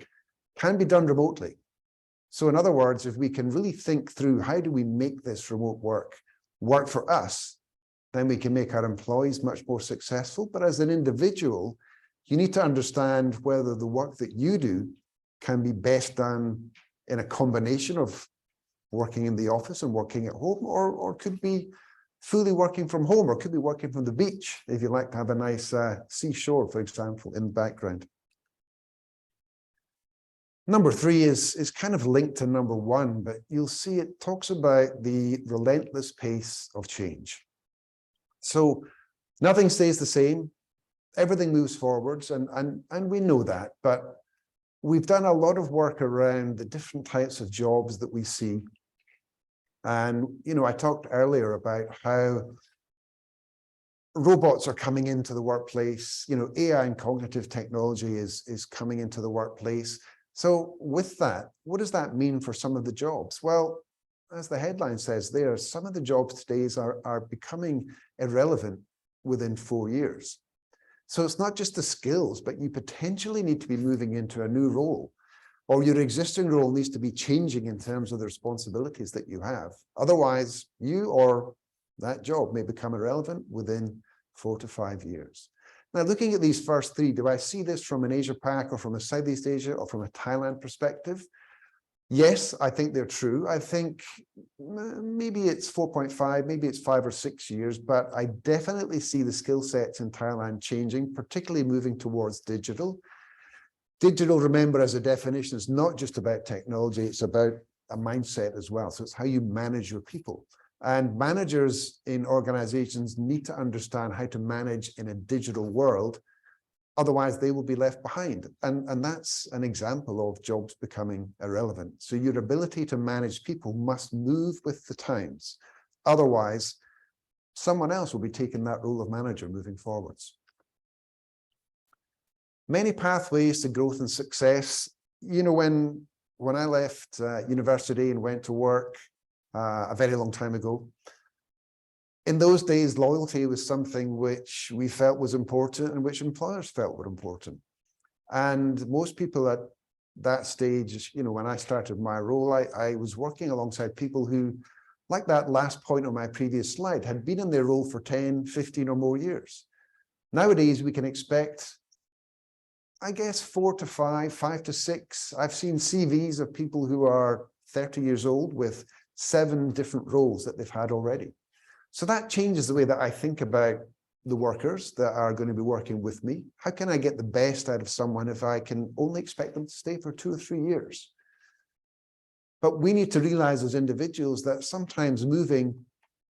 can be the best thing for us, but other times staying where we are. And that's why as an organization, we need to realize sometimes promotion doesn't mean going up. It can mean moving sideways to get new opportunities. And as individuals, we should think about the way that we can move move right, move left, move to the side, move upwards, but moving in different ways to get the type of career that we want. Organizations need to give the opportunities, but as individuals, we need to look for those opportunities as well. Ecosystems of expertise. So this has been coming for a long time. You know, many players, many generations, many partners. This is about building teams that really work and really work well. I do a lot of work within Deloitte around our our inclusive leadership activation lab, which is how to put together teams that function at a much higher level than non-inclusive teams. And that means inclusive in terms of every factor that you can think of. So age, gender, all sorts of factors that bring in different perspectives and can actually give us much higher functioning teams. So with that, let's move on then to the 10 different rules that we'll go through. And they're grouped in 3 different groups. And then we have a golden rule, as you'll find at the end. So as we were creating the materials around these 10 rules, we spoke to, again, a lot of people to try and build up, you know, what we saw as happening. And the first thing we did was we asked individuals, how do you feel about the job that you're doing today? How do you feel about the skills? How do you feel about your career progression? And the responses that we got, some of what you see there, you know, I feel stressed all the time. I'm worried that my skills are not growing as fast as they need to in order to stay relevant in the workplace. I'm worried that my job will become redundant. I'm worried about my future. I feel overwhelmed. Those were just some of the responses that we got. And as you can see on the slide, you know, there's quite a number of different comments that people came back with. So we set out to try to create, like I said, a personal plan or a manifesto, which is the 10 rules that can enable you to worry less about these things and actually address some of those topics in order to move forwards. So 3 rules of control, 3 rules of growth, 3 rules of awesome, and of course there's one golden rule which we'll save until the end. So as I go through these, don't expect that every single one is going to be perfect for you, but think about them in your own context. That's how they're expected and supposed to be used. That was the reason, and that's how we've designed them, so that as an individual, you can think about them. But also as a manager, as a team player, think about them in that perspective as well. And, you know, I guess there's different definitions as well. And you'll see that as I go through them. So let's start with, I guess, the rules of control. So rule number 1, bring your own motivation. Because quite frankly, no one else will. The reason that you wake up in the morning, you go into the office, or you turn on your laptop and you work from home, in order to get motivated, don't wait for someone else to provide the motivation. It's important that you sometimes step out of your comfort zone, but you have to think about what it is that actually motivates you. Think about the role that you're doing, think about the skills that you're using, think about the people that you're interacting with. Is that providing the motivation that you need to perform well? And the reason this is important is because without motivation, you will lag behind the others who are finding the motivation that they need. You know, this second one is quite interesting. Rule number 2, set goals for the very long and the very short horizons. And I had to read this one a few times. I had to talk to our team a few times as we went through this, but we actually find that if you set short-term goals, and I'm talking 2 weeks, then generally speaking, you can figure out the steps that you need to take in that 2-week period in order to achieve those goals. You know, it might be that you have to finish a report that you're working on. It might be that you want to attend a training to develop a new skill. All of that you can achieve within 2 weeks. Now, long-term goals might be, I want to be promoted to manager or to senior manager or VP. Now, that may be something that could take 4, 5, or even 10 years. And those don't give us anxiety because we can set a path that can lead us to that long-term goal. So actually, it's the medium-term ones, which are generally around, 2 to 3 months. Targets that we have 2 to 3 months away are things that if we do something today or tomorrow, they don't advance us very much towards that 2-month goal. And that's why it's the medium-term goals that give us the most anxiety. So take a step back when you're thinking about your priorities from a work, but remember also this can work from a personal perspective as well. So think about those priorities, focusing on your short-term goals and your long-term goals. And I guarantee you, well, I can kind of promise you that the medium-term ones will look after themselves. So think about that. So moving on, rule number 3, again, this one is really quite interesting. Shape your next job now. Don't wait for the end of the job that you're doing today to suddenly think, oh, do I have the skills that I need to move on to the next level? You'll remember that I talked about the skills, but I also talked about the fact that jobs become redundant potentially in 4 to 5 years. So you must start thinking about your next role. It doesn't mean thinking about leave the organization. It means thinking about what you're doing today. It means looking around at what the organization that you work with is planning to do next, and how can you become part of that? And that is how you think about the modern jobs, but you think about your modern career development. So shape your current job, shape your future job while you're doing your current job. As we said, because modern jobs are going to disappear in 4 years or less. So those are the 3 rules of control. Let me move on. This one makes me giggle a little, but how to be awesome. Now, I'm sure you're all very awesome individuals, but here's a couple of tips that I think are actually really quite helpful. This one in particular, everyone talks about employee experience or EX. And as an HR professional, it's something I focus on a lot to make sure that employees have a much better, a much improved and a re-architected employee experience, because it makes them feel better. It makes them want to continue to work with the organization. So as an individual, what does it mean? Well,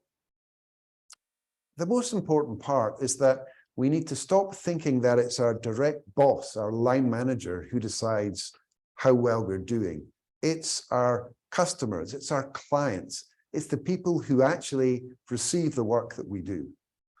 And in many cases, that's going to be multiple people, not just your boss. And it's the feedback of those clients, customers, or teammates that you deliver your work products to that will determine how successful you actually are. Work in sprints. Now, I think the word agile has been used so often that perhaps it's lost some of its meaning. But what we can say is sprints are a way of working that goes into 2-week cycles. So within 2 weeks, you should be reinventing what you're going to be doing in the next 2 weeks. Now, you may have a 6 or a 12-month project in front of you, but breaking that down to those 2-week chunks, remember what I talked about, the anxiety from the medium-term planning? If we can focus our work into 2-week chunks, then that's effectively working in sprints. And at the end of that 2 weeks, we take a step back. We discuss with our users, our clients, our employees, what do you think? Give me some feedback. Then we can adapt, we can adjust, we can innovate, and we can move forwards. Waterfall planning or operating is when after 6 months we present the finished product and the client says, things have changed, that's not what I want. That's why we do the feedback every 2 weeks as opposed to every 3 months or every 6 months, because we're staying up to date on what's required by our employees, our team members, our clients, our customers. Rule number 6, you can work from anywhere you want, but work out loud. And that means be seen, be published, contribute to groups, join forums, but do not sit at home typing on your laptop, not having conversations, not interacting, because that's the best way to become invisible. And as it says there, the modern workforce is often invisible. We started working in a hybrid fashion, but we didn't really know how to do it. We weren't taught how to do it. We were forced into doing it. So my point here is think about how to work out loud. Join groups, get published, contribute to anything that gets other people involved, and also get feedback from your employees, from your users, from your clients, as I said in the previous point. Okay, 3 more to go before we move to the golden rule at the end. So now we're going to talk about how to grow. So rule number 7, turn your workflow into learn flow. So I've talked a lot about how careers are something that you have to think about. What is my next step in my career before I get there? The same is true for skills, and the same is true for the way that you actually work. So as it says there, you must plan your learning like you plan your work. So think about the learning opportunities that your organization is providing, but also think about external learning, and think about planning your learning out so that that can contribute to that next role that you're focused on. You know, many organizations talk to me about implementing HR systems and bringing in things like succession planning. And succession planning is nothing new. But I've talked to organizations in Thailand. They will, of course, remain nameless, but I talk to the C-suite and I say, succession planning, and they say, yes, we do succession planning. And I say, okay, how many successors do you have? And they go, 4, I think. But I think one of them may have left, and I'm not sure who the other 3 are, which tells me succession planning isn't happening. And that means if your leaders are not managing the succession, then you better make sure that you're managing the succession so that you're ready for that next step up, because don't wait for your leaders to do it. So plan the way that you learn to give you the skills and experiences that you need to get you to the next level in the job that you do or in the organization that you work in. Rule number 8, skill across and scale, because modern careers are not unidimensional. So I mentioned this earlier on. Again, it's really about the fact that skills are something which is becoming the currency in the modern workplace. If you look at an organization like Google, from top to bottom, they only have 5 levels. I go to some banks in Thailand and they have 200 plus job titles. I don't know how many levels that they have, but it's incredibly complex. And why does it work in Google when they only have 4 or 5 levels from top to bottom? Because they're collecting skills and experiences, and that's the currency that gets them the next role within the organization. So in other words, we're not focused on hierarchy and you have to move up, or if I want to change to a different role, well, I have to get the receiving manager to be happy. We don't want to focus on that. We want to think about less about the hierarchy. We want to focus more on the skills and the experiences to get us ready for that next role. And it may mean a sideways move into a team that's doing something different. But remember back, we talked about motivation. That's a lot about where your motivation will come from. When you stop worrying about moving upwards and you start thinking more about getting the skills and experiences that will create a much more exciting work experience for you as an individual. Rule number 9, and again, I mentioned this one before, but complexity needs diversity. We must learn the art of mastering differences. And again, in Deloitte, but also in many organizations that I talk to, there's a big focus on the gender agenda. So making sure that we have very good representation, 50-50 if possible, in terms of male and female. But there's many other elements that make up, I guess, the whole melting pot of what we call diversity. And as I said earlier, it could be age, it could really be any aspect. You know, one of the things that I did as a professional a few years back, I realized that every time we were hiring someone into our team, and I have about 120 people in the team, I was always the person doing the final interview. And I just took a step back one day and thought, if I'm always doing the final interview, then it means I always have the say on whether this person is or is not the right fit for our organization. And I had to realize that I have something called bias. Now, bias means that you lean one way, you lean the other, you have one view or you have another view. Lots of people will say, I'm not biased, but by definition, to be human means to have bias. If you don't have bias, it means you have no opinion about anything. So back to my example, by taking myself out, I increased the possibility that I would get a team that was more inclusive, more diverse, and had more different types of personalities. Because it's very easy for me to hear what I want to hear and say, that's the right person for the job. But that's only my opinion. You know, maybe they had to get through 1 or 2 other reviewers or interviewers first. But, you know, we've got the stats that prove it. organizations that have inclusive teams are anywhere from 4 to 6 times more productive. Organizations are hitting their targets much faster and they're making more money. There's lots of research behind to actually prove that that's the case. So it's important that as individuals, when we're working within a team, or if we're a team leader managing a team, that we must master differences. There is no way that we can get the best out of a team without having the best team. And the best team is the team that is inclusive. You know, one example, President Obama, when he would pull a team together while he was president, obviously, if there were 6 people in the room that he'd invited, he wanted all 6 people there. And you would expect then that he would also want all 6 people to share their perspectives and their point of view. So he always asked anyone in the meeting that hadn't spoken, what do you think? What's your opinion? How do you feel about this? So he always asked the extra question. So there's one thing that I can help you with as a suggestion, as part of this mastering the differences. The next time you're in a meeting, if someone hasn't spoken, ask them a question. It's a bit like you see someone at work, how are you doing? They say, fine. Everyone always says fine. Ask the second question, you know, how are they really doing? Or how are things at home? Or how are things with your family? Or ask the next question. So asking that additional question is something that will help you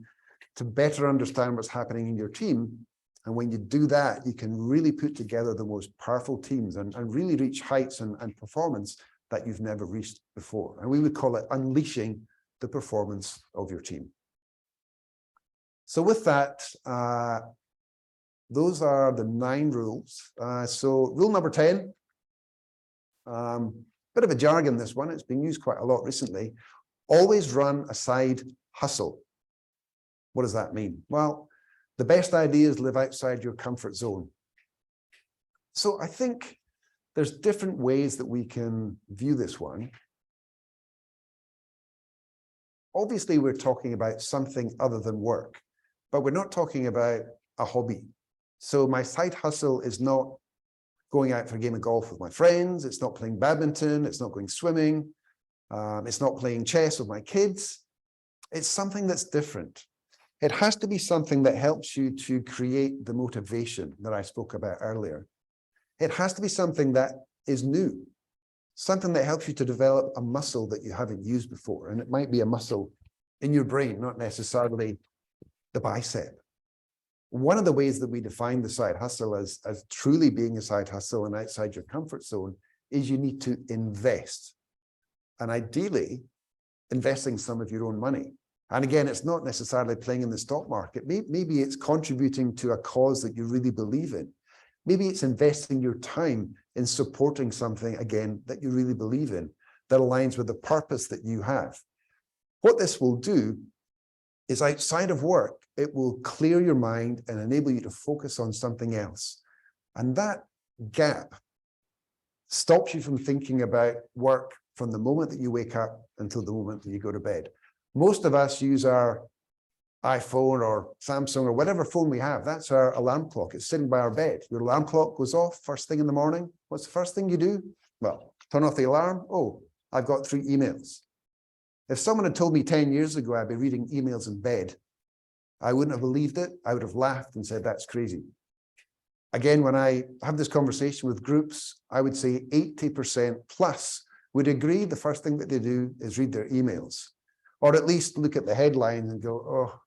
I think I better go back to bed. Today's going to be a bad day.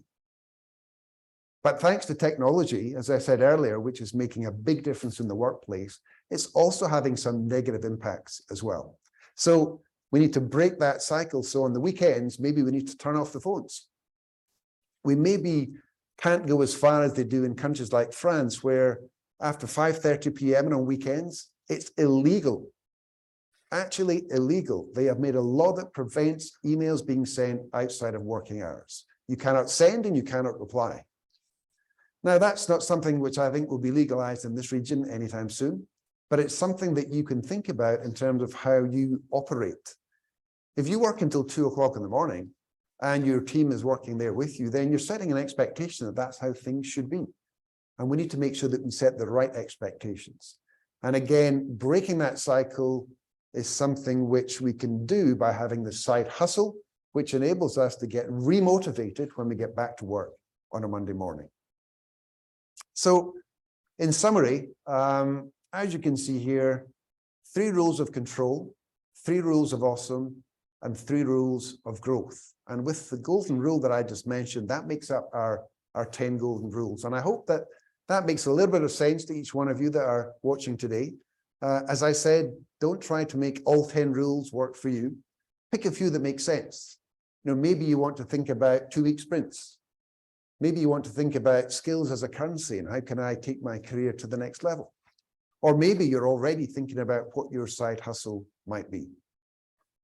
So with that, I hope that's made lots of sense. And thank you today. I've appreciated the chance to present this to you. Thanks. I summarized 1 page in day 4. So.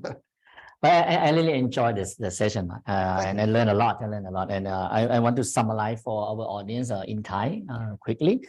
I don't know how can I do quickly because that's a lot of things that I take a note. It's full A4. Okay, now say in Thai. ครับก็คุณมาร์คก็แชร์ก่อนเลยนะครับเรื่องของหลักการเราเรื่อง Great Resignation ต่างๆตอนนี้เราพูดถึง Great Reimagination นะครับว่าองค์กรเนี่ยควรจะปรับเปลี่ยนรูปแบบนะก็เขาก็แซวตัวเองนะว่ามี3 RE นะ3 RE นะมี Resume นะฮะ Recharge แล้วก็ Re-architecture นะครับ Resume ทำไงให้การทำงานของเราได้กลับมาเหมือนเดิมก่อนโควิดนะฮะ Recharge พนักงานเราไงให้กลับมาทำงานได้เต็มที่นะครับแล้วก็ Re-architect นะครับในการปรับเปลี่ยนรูปแบบของ role ของ organization ต่างๆเนี่ยซึ่งมันก็มา lead สิ่งที่เมื่อวานผมได้แชร์ไปเหมือนกันนะว่าการปรับเปลี่ยนรูปแบบของสถานที่ทำงาน workplace นะตัวคนงานเองพนักงานเราเอง workforce รวมถึงรูปแบบของงานเองว่าจะปรับเปลี่ยนยังไงนะครับแล้วก็มาแชร์เรื่องของ shift นะฮะว่าแต่ก่อนเรามองแต่ output นะตอนนี้ก็ควรจะมองเรื่อง outcome นะครับงานบางงานถ้าเราไม่จำเป็นก็อาจจะต้องมีการปรับเปลี่ยนลดรูปแบบลงใช้เทคโนโลยีมาช่วยนะครับรวมถึงการเพิ่มนะการประสิทธิภาพในการทำงานนะใช้เทคโนโลยีมาช่วยต่างๆให้พนักงานทำงานได้เร็วขึ้นนะก็ได้มีตัวอย่างเยอะแยะเลยนะไม่ว่าการใช้โรบอท RPA ต่างๆมาช่วยทำงานสแกนงานสแกนเอกสารต่างๆ digitize มันนะครับการพูดถึง immersive technology นะมีพูดถึง avatar จริงๆช่วงโควิดหนักๆเนี่ยผมคิดว่าหลายองค์กรในเมืองไทยก็มีทดลองนะเรื่องตัว avatar เองนะครับว่าให้พนักงานเข้ามาล็อกอินนะฮะแล้วก็มีตัวคนเล็กๆเนี่ยเดินไปเดินมานะทำเหมือนแกมจำลองออฟฟิศ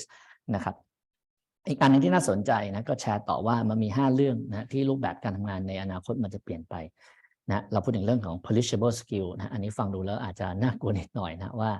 สกิลที่เราได้มานะ half life เหมือนว่าชีวิตมันเนี่ยอยู่ได้มาสัก 4-5 ปีนะฮะสกิลนี้ก็จะกลายเป็นไม่ค่อยมีประโยชน์ละเหมือนกับใครๆก็มีเหมือนกับเรานะนั่นคือสิ่งที่พยายามจะเตือนว่านั่นหมายพวกเราเองนะฮะก็ต้องพัฒนาเสริมสร้างสกิลใหม่ๆเข้ามานะครับเรื่องของ work from home นะครับก็เป็นสิ่งที่ผมคิดว่าตอนนี้ work from anywhere แล้วตอนนี้ต้องใช้คำนี้มากกว่านะผมว่าองค์กรหลายองค์กรก็เริ่มทำแล้วนะฮะจริงๆก็สอดคล้องกับเมื่อวานที่ผมแชร์เหมือนกันว่ามันก็มีงานหลายงานนะที่สามารถสามารถเป็น virtually ได้ไม่ต้องเป็น in person ก็ได้นะครับเรื่องของการเปลี่ยนแปลงของงานนะครับมันก็เปลี่ยนไปนะงานที่เราเคยทำ4 ปีผ่านไปอาจจะกลายเป็นไม่มีประโยชน์แล้วก็ได้นะเราพูดถึงเรื่อง robotic เรื่อง AI ต่างๆเข้ามาเกี่ยวข้องเยอะนะครับซึ่งจริงๆแล้วเนี่ยประเทศไทยอย่างที่คุณมาร์คก็แชร์นะว่าเขาก็เห็นสิ่งเหล่านี้เกิดขึ้นในประเทศไทยเหมือนกันนะเขามีการเปลี่ยนแปลงจริงอาจจะนานหน่อยอาจจะของเราอาจจะไม่สั้นขนาด4 ปีอาจจะ5-6 ปีนะครับและหลายครั้งนะครับคนที่จะทำงานจนประสบความสำเร็จเนี่ยอาจจะมีการเปลี่ยนแปลงรูปแบบหน้าที่งานมากกว่า 5-6 ครั้งนะไม่อยากบอกส่วนตัวผมเองนี่ผมก็เปลี่ยนแคเรียมานี่นับก็ประมาณ5 ครั้งนะจากแล้วอันนี้ผมเปลี่ยนลักษณะงานเลยนะไม่ใช่ว่าปัจจุบันที่ทำอยู่ที่ Deloitte เนี่ยก็เปลี่ยนแปลงรูปแบบการทำงานของตัวเองมานะครับแล้วก็รวมไปถึงการสร้าง ecosystem ของ expertise เหมือนคล้ายๆเป็น COP นะ community of practice ว่าการรวบรวมคนที่มีความสามารถเนี่ยเราต้องมองความหลากหลายนะอย่างที่คุณมาร์คแชร์ว่าความหลากหลายจะเป็นเรื่องของอายุเรื่องของเพศเรื่องของ background เรื่องของความคิดต่างๆมาช่วยกันนะครับสิ่งที่น่าสนใจนะก็มาแชร์เรื่องของ10นะฮะวิธีในการทำงานนะในสำหรับ modern work นะซึ่งมาร์คก็แบ่งเป็น3 กล่องนะฮะเรื่องของ control เรื่องของ awesome แล้วก็เรื่องของ growth นะครับตัวเรื่อง control เนี่ยเราพูดถึงเรื่องของทำไงให้เราต้อง bring motivation เราต้องสร้างแรงจูงใจให้เราทำงานเองซึ่งนี้จริงๆผมเองก็มีการเทรนให้คนในDeloitteนะคอนเซ็ปต์ที่ผมชอบพูดประจำเลยนะเรื่องของ ikigai นะหลายท่านอาจจะเคยได้ยินคำนี้นะว่าเราต้องสร้าง motivation ให้เราอยากตื่นเช้ามาแล้วอยากไปทำงานนะครับผมว่า ชีวิตเราก็อยู่ในการทำงานเยอะนะฮะบางทีก็เกิน1 ใน 3ด้วยซ้ำเนี่ยถ้าเราไม่มีความสุขการทำงานเนี่ยผมว่ามันก็จะไม่ค่อยมีความสุขแล้วเราก็อาจจะทำงานนั้นได้ไม่ราบรื่นได้ดีเท่าไหร่นะครับอันที่2เรื่องของการตั้ง goal นะครับคุณมาร์คแนะนำว่าต้องมองระยะไกลด้วยเป็น aspiration นี่เป็นแรงบันดาลใจกับเราขณะเดียวกันก็มอง short term ด้วยเพื่อการมอง goal ที่เป็น short term มันทำให้เราสามารถสร้าง action ขึ้นมาได้นะครับเรื่องของการเตรียมตัวนะครับเรื่องของงานในใหม่ๆเรื่องสกิลด้วยนะซึ่งอันนี้เนี่ยผมก็จริงก็คุยกับทีมเหมือนกันนะว่าเวลาเราทำงานต้องวางแผนว่าต่อไปเราอยากจะเป็นตำแหน่งอะไรอยากจะเติบโตยังไงนะครับแล้วเราต้องทำสกิลเนี้ยตั้งแต่วันนี้นะเราไม่ใช่ไปรอ3 ปีแล้วค่อยได้โปรโมทเป็นแมเนเจอร์ต้องทำตัวเหมือนแมเนเจอร์ตอนนี้แหละนะครับสร้างสกิลให้ได้นะครับและสำคัญก็ได้แชร์ว่าคนที่จะประเมินผลงานเราจริงๆไม่แค่เจ้านายเราอย่างเดียวนะมันคือคนที่เป็นยูเซอร์หรือเป็นลูกค้าเรานะครับเพื่อนร่วมงานเราเองก็ด้วยเช่นเดียวกันนะตัวผมเองก็ทำงานภายในองค์กรนะซัพพอร์ตคนในองค์กรเนี่ยลูกค้าผมก็คือคนในองค์กรนี่แหละนะครับนอกเหนือจากแน่นอนหัวหน้างานก็จะประเมินผลเรานะครับอันถัดไปก็พูดถึงเรื่องของการทำงานเรียกว่าเป็นสปรินต์นะจริงอันนี้ก็เป็นคอนเซปต์ของอาจารย์นะฮะจริงมันมาจากฝั่งของซอฟต์แวร์ของอาจารย์ development เนี่ยก็มาแพ็กที่ของการทำงานนะครับว่าการมองงานเป็น waterfall นะฮะประเภทว่าวางแผน6 เดือนเสร็จแล้วมาเสนอเนี่ยลูกค้าอาจจะเปลี่ยนความต้องการแล้วก็ได้นะเขาถึงมองให้มันเป็นสปรินต์ทุก2 อาทิตย์ทำงานแล้วก็ปรับเปลี่ยนไปเรื่อยๆนะครับอีกอันหนึ่งที่น่าสนใจคือเรา work from home กันเยอะนะ from anywhere กลายเป็นทำให้เรา invisible คือไม่มีใครสนใจเราไม่เคยรู้นะต้องมีการทำงานร่วมกันส่งเสียงบ้างนะครับรวมถึงเรื่องของการสร้างสกิลใหม่ๆนะครับที่มันมากมายหลากหลายขึ้นนะลักษณะงานเนี่ยอย่างที่ผมก็แชร์เมื่อวานไปแล้วว่าจ็อบมันเป็นแค่สิ่งที่มันต่อไปจะเปลี่ยนรูปแบบเป็นเรื่องสกิลเบสนะเพราะฉะนั้นเราต้องสร้างสกิลหลายๆอันนะครับและการที่เราจะทำงานนะแก้ไขปัญหาที่มันมีความซับซ้อนเนี่ยนะมันต้องได้ diversity ของทีมนะซึ่งอันนี้ผมชอบมากที่คุณมาร์คได้แชร์ว่าหลายๆครั้งนะฮะเรารับคนทำงานนะผมก็เหมือนคุณมาร์คนะเราก็เป็น final say เนี่ยเวลาจะรับคนเข้ามาในทีมหลายครั้งเรามีความ bias เราก็เลือกคนที่คล้ายๆเราเนี่ยแหละเราชอบคนแบบนี้เราก็เลือกคนแบบนี้เข้ามามันก็จะขาดความdiverse ของทีมไปซึ่งอันนี้ก็ต้องเป็นสิ่งที่ต้องระวังซึ่งอาจจะต้องเตือนตัวเองนะหรือจริงๆผมก็ใช้บางวิธีผมก็ใช้วิธีหา second opinion นะให้อีกคนนึงมาช่วยสัมภาษณ์อีกทีนึงเพื่อ verify ความคิดเราแล้วก็สุดท้ายเลยนะครับก็คือเป็น golden rule เนี่ยว่าในบางครั้งนะไอเดียใหม่ๆมันเกิดจากการที่เราไปทำอะไรที่ไม่ใช่ตัวงานเราปกตินะอาจจะเป็นการทำงานอื่นๆเป็นฮ็อบบี้เป็นการศึกษาองค์ความรู้ใหม่ๆก็ได้นะครับอันนี้ก็เป็นบทสรุปของที่คุณมาร์คได้แชร์ไปนะผมก็พยายามใช้เวลาเป๊ะเลยนะครับโอเคนะโอเค thank you นะครับคุณมาร์คto come here alright โอเคครับ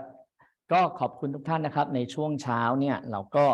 จบในส่วนเซสชั่นของ Deloitte Consult นะอย่าลืมนะครับเดี๋ยวพอจบซูมตรงนี้มันจะมีตัวประเมินผลขึ้นมาละอยากให้ทุกท่านช่วยให้คำแนะนำเราด้วยนะครับคอมเมนต์เรามาได้เลยนะครับเราจะปรับปรุงทำงานได้ดีขึ้นนะครับในช่วงบ่ายนะครับก็เป็นเซสชั่นของทางทีม Tax and Legal นะครับก็จะมาแชร์ในเรื่องของ Remote Work เรื่องของ Transfer Pricing นะครับเรื่องของกฎหมายของ Corporate นะฮะที่เปลี่ยนแปลงรูปแบบมากขึ้นเรื่องเทรดต่างๆนะครับก็เรียนเชิญครับตอนบ่ายเดี๋ยวพบกันขอบคุณครับ